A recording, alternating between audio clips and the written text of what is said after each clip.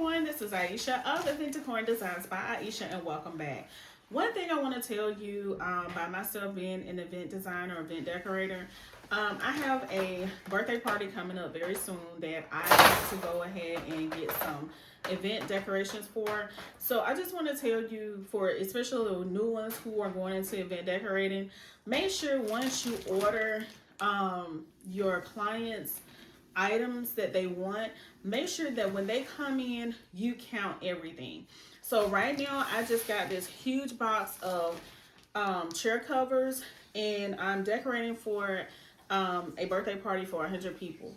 So what I've done, I just went through each and every one of these bags, count them to make sure they are the right amount that I did order. So right now I have already counted, there are 10 in each bag. So I've already counted 3 bags. So there's 30 chair covers, and I'm working on the 4th bag right here.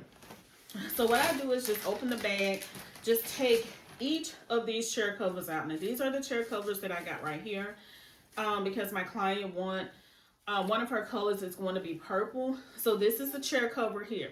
Now another thing that you do is to go to the venue or wherever the birthday party of the event is going to be, and make sure that your items fit. So I'm going to have to go to the venue just to make sure these chair covers fit. Now she told me there was folding chairs, but there's different type of folding chairs. So you want to make sure that you get the correct one. That's even with tablecloths, whether it's round tablecloths, rectangular tablecloths, or whatever it may be.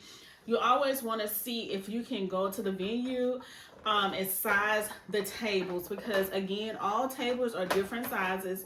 So I just want to make sure that you know what you're doing and you get it right for your client.